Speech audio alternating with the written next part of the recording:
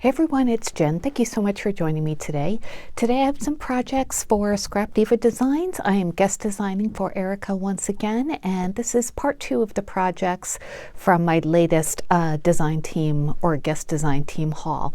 I will link all of these products down below in the description box. I'll also post a link to my previous video in case you missed that one.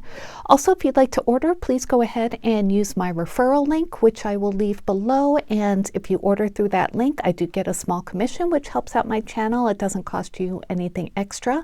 Also, I have a discount code that you can use at checkout to get 10% off of your order, and that is strawberry cream. So let's get started. I'll show you the dies that I used. I'll show you the projects, give you some measurements. If you have any questions, please let me know. All right, so the first die set that I have today is called the Mason Jar Mini Album. And this one comes with a whole bunch of dies. So it comes with all of these. So you can make it into a mini album or not. I did not make mine into a mini album. I made mine into a gift bag. So, but I used this piece. This is the outer layering piece, so it's stitched, as you can see, and it's a really big size. This part here is it's 5.5 inches by 4 inches, so really nice and big.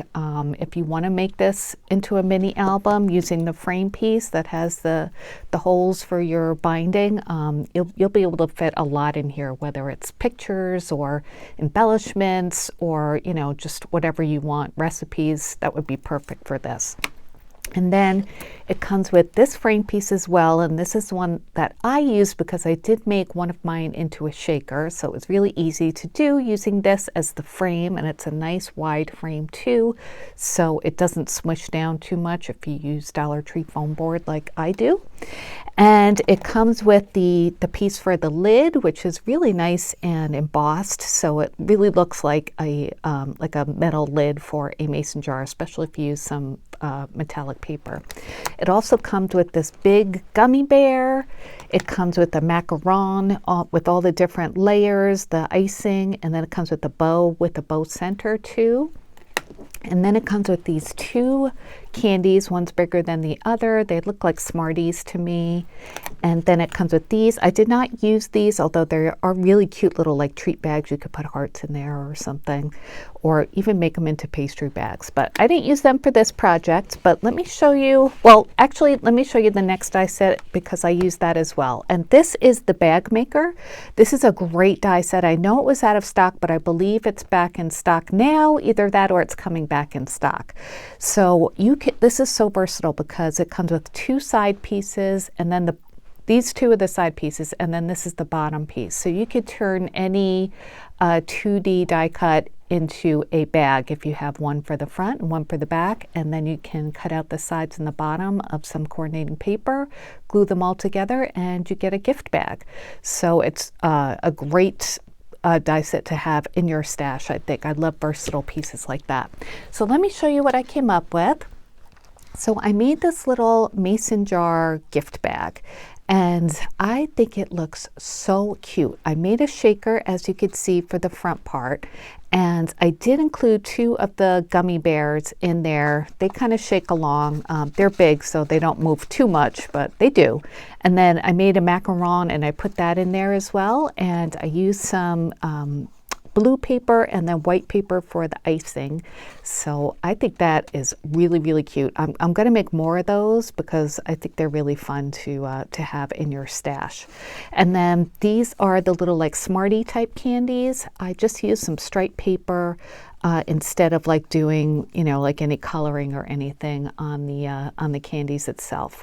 So the paper that I used for this is this collection that I'd gotten from Joann's a while ago. It's called Pretty Posy, and my pad is totally falling apart. I've been using a lot of it. I'll probably, well, hopefully they still have it. I think they do, right, at Joann's. It's by First Edition, I believe. I think that's the name of it. Let me see. Yes, First Edition. So this is a beautiful paper pad, and it's very like shabby chic, and I thought I would make my project kind of shabby chic today. So anyway, back to the little gift bag. And like I said, if you use some metal or some, foil paper for the lid, it looks really realistic to me. So I use some like matte silver paper for the lid. And then I used a die cut. This is also from Erica's shop. I don't know if it's still in stock. This is from last year. It's from the Strawberry Sentiments.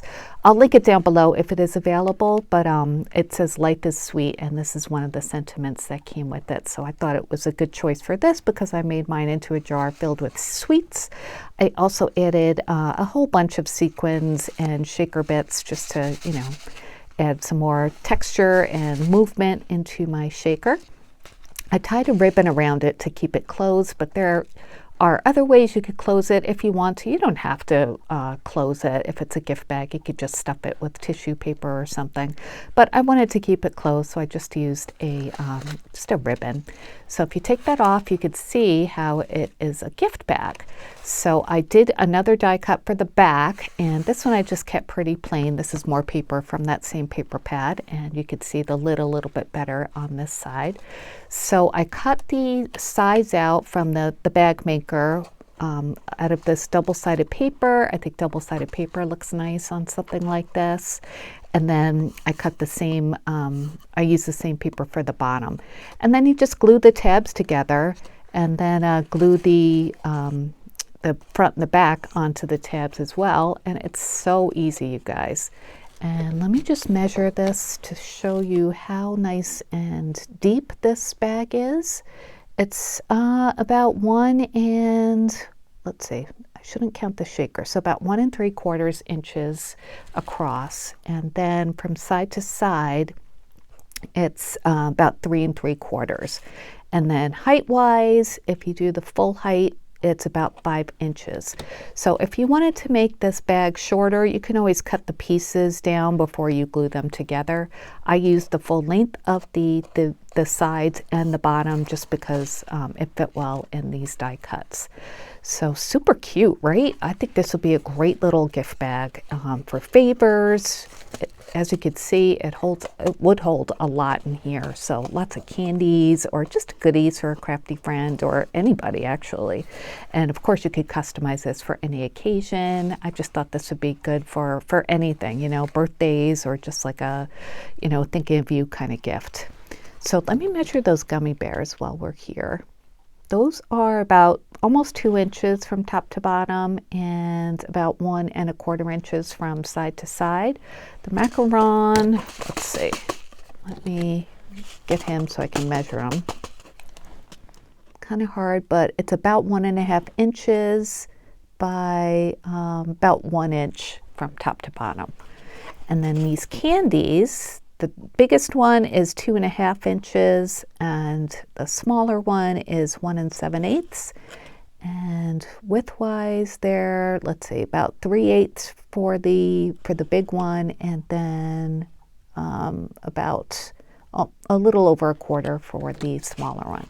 So I love these. I think this is a great project, and you can make this into a mini album if you use all the pieces from the die set, or just use your imagination, make it a gift bag, make it a card, whatever you want to do. And if you do make it a shaker, there's a lot of space in here, so you can fill it with really nice big shaker bits. Okay, so that is my first project. And this was an extra piece from the umbrella that I made. So there's a sneak peek. I don't know why that popped up there, but all right. So this is the next project, and that is the 3D heart umbrella. And that die set comes with all of these pieces. And you've probably seen other design team members make projects, and it was very helpful to me because I did look at some of their projects to see how it went together. And this is such a cool project. It's huge. Let me show you mine. Okay, so I used the same like shabby chic papers, and look, isn't that adorable? Oh my gosh, I just love this. And it's so well designed. It came together beautifully, and it's really nice and sturdy. So I followed, I think it was Marissa's tutorial for how to put it together, which was very helpful to me. So if you're looking for a tutorial, I'll try and remember to link hers down below. So it comes with the pieces. Let me just show you briefly what the pieces are.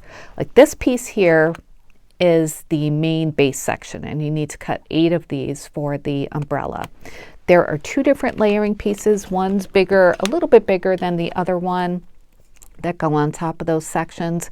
The bigger one I used for the outside of the umbrella, so that blue floral paper, and I used the smaller one on the inside, that polka dot paper.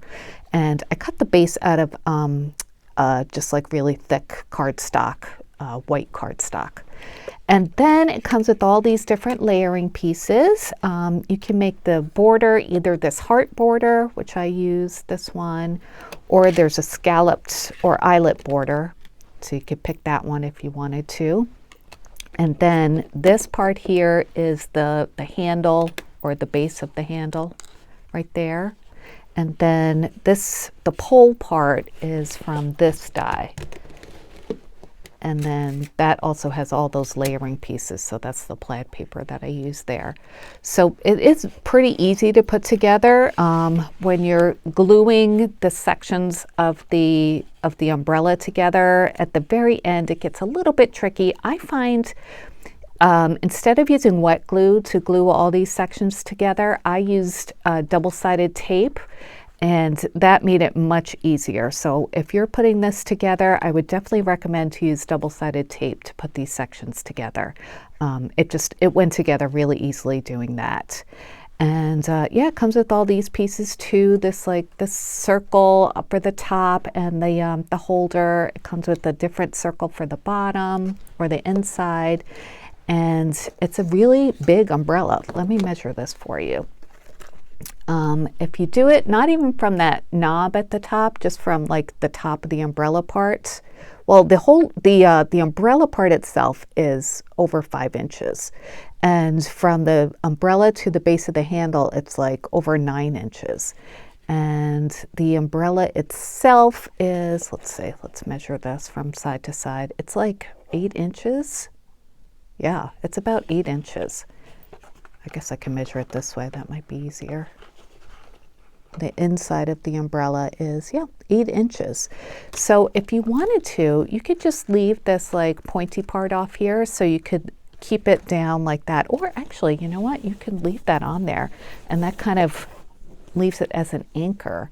And you could fill this up with like candies or something for a baby shower or a bridal shower, or just any kind of spring gathering, even Mother's Day. Isn't that adorable? I love this. I think it's beautiful. And if you didn't want to use it as, like a dish or anything, you could just leave it like this on a display. Like if you have, like seasonal decorations in your house, this would be perfect for spring. So I love it. I think it's so pretty. It's different. It's really 3D, and it's just fun to make. The other design team members who made theirs used different kinds of papers. So if you use bright ones, it totally changes the look of it. Do whatever you want. Make it like vintage looking.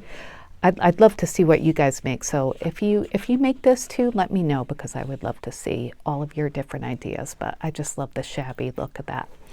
All right, so that was my next project, and I have one more for you, and that is the butterfly bows. And this comes with all of these different dies. It comes with all the pieces to make a large butterfly bow and then a smaller one, even though the smaller one is not really small, but it's smaller than the big one. So it comes with this is the base, and then this is this is the base, and then this is the layering piece that goes on top of that. And then it comes with 2 different loop parts, so it's like a double bow.